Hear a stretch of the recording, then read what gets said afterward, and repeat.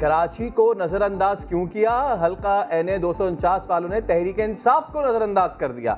गैर हतमी गैर सरकारी नताइज में मिफ्ताह इस्माइल मुसलसल पहले नंबर पर। 47 पोलिंग स्टेशन के नताइज आ गए। नून लीग ने 4548 वोट हासिल कर लिए। दूसरी पोजीशन के लिए पीपल्स पार्टी और PSP में समीउल्लाह और कलीमुल्लाह जैसा खेल जारी।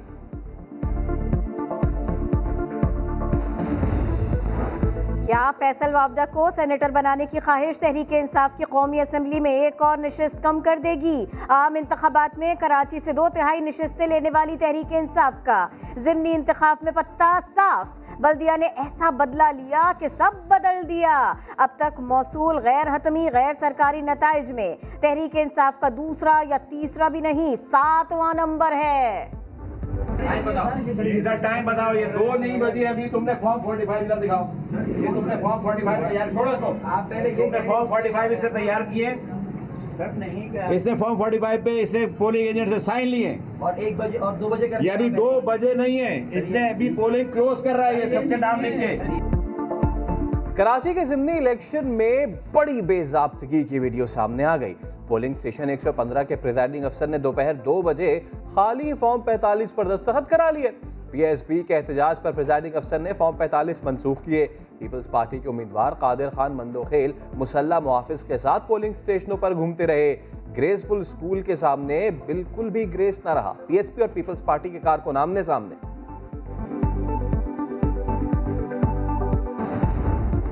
इस तरह हमारी बहनें, हमारी बेटियां, हमारी माएँ विंडो शॉपिंग के लिए रोज़ा गुजारने इन बाज़ारों का रुख करती हैं। ये गैर जिम्मेदाराना जो रवैये हैं, उनसे निपटना किसी हुकूमत के बस का रोग नहीं होता। चूड़ियाँ पहननी है, मेहंदी लगवानी है, लेकिन सब घर पर ही करना होगा। नौजवान चप्पल और कुर्ते भी खरीद लें। चांद रात पर मीना बाजार नहीं लगेंगे। आम मार्केट्स बंद होंगी। NCOC ने ऐलान कर दिया। 8 से 16 मई तक इंटरसिटी ट्रांसपोर्ट मुल्क भर में बंद रहेगी। पाकिस्तान आने वाली मुसाफिर परवाजें 5 से 20 मई तक कम करने का फैसला। वजीर इत्तलात फवाद चौधरी कहते हैं कोरोना ज्यादा बेकाबू हुआ तो सख्त फैसले करना होंगे। शरह है आज वो 22.3% पर पहुंच गई। अगर हमने ये इस वक्त जो ओवरऑल शरह है वो तकरीबन 11.5% के ऊपर है। अगर ये शरह बढ़कर 14% या 15% पे चली गई तो हमारे पास कोई रास्ता ही नहीं बचेगा इसके अलावा कि हम लॉकडाउन की तरफ जाएं।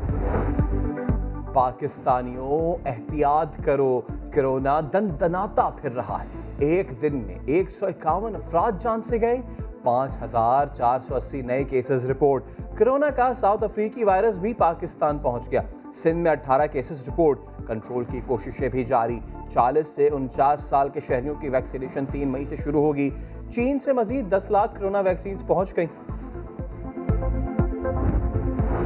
इल्जामात बेबुनियाद हैं। बशीर मेमन को जस्टिस फाइज ईसा के खिलाफ कभी केसेस बनाने का नहीं कहा। रेफरेंस फाइल करना तो उनका काम ही न था। वजीर आजम इमरान खान की एंकर पर्सन से मुलाकात में बातचीत। कहा जहांगीर तरीन के मामले पर इंसाफ होगा।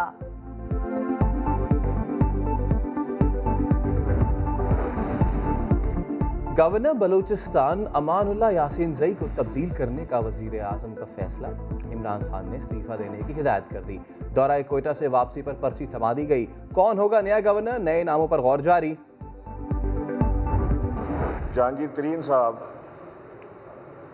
उस इंक्वायरी का इल्ज़ामात का उसी तरह सामना करेंगे जैसे कि अपोजिशन का कोई शख्स सामना करता है। अली ज़फ़र साहब को लगाया गया है जहांगीर तरीन साहब के जो शिकायत हैं, मामलात हैं, उन्हें देखने के लिए।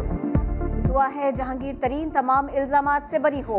यकीन है जहांगीर तरीन और उनके हामी अरकान पार्टी के लिए बुरा नहीं चाहते। गवर्नर सिंध इमरान इस्माइल की बातचीत। कहा चीनी स्कैंडल केस में जहांगीर तरीन पर भी इल्ज़ाम लगा। वजीर आजम को इस बात का दुख है, लेकिन वो एहतिसाब की पॉलिसी किसी के लिए तब्दील नहीं कर सकते।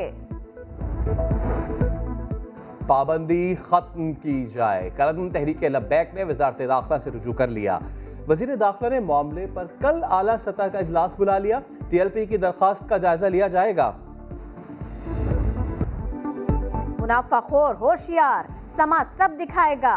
मिडलमैन करता है कारीवार। खेत से निकली 40 रुपए किलो की गंदम शहर आने तक 55 की हो जाती है। किसान और अवाम हमेशा नुकसान में रहते हैं। आड़ती और फ्लावर मिल्स मालिकान की पांचों उंगलियां घी में हैं। भारी भरकम बॉडी बिल्डर्स सिंगल पसली डाकुओं के सामने ढेर। कराची बल्दिया में डाकुओं का फिटनेस क्लब पर धावा। मोबाइल फोन्स, नकदी और कीमती सामान छीनकर फरार हो गए। भारी डंबल उठाने वाले कुछ न कर सके। कराची की मकामी अदालत में टिकटॉकर मुस्कान शेख समेत 4 अफराद के कत्ल का केस। मरकजी मुल्जिम रहमान की जमानत कबल अज गिरफ्तारी मुस्तरद।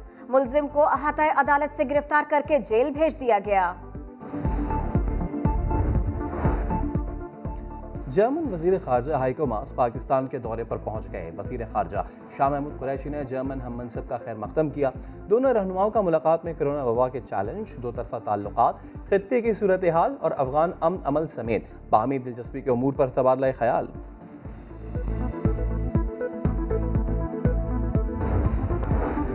और 17 रमज़ान अल मुबारक इस्लाम की अजीम फतह का दिन, जब तारीख के सबसे बड़े लीडर हज़रत मोहम्मद मुस्तफ़ा सल्लल्लाहु अलैहि वसल्लम की क़यादत में 313 जाबाजों ने कुफ़ार के बड़े लश्कर को शिकस्त दी। मैदान बद्र में हक़ और बातिल का फैसला कुन मारिका बपा किया।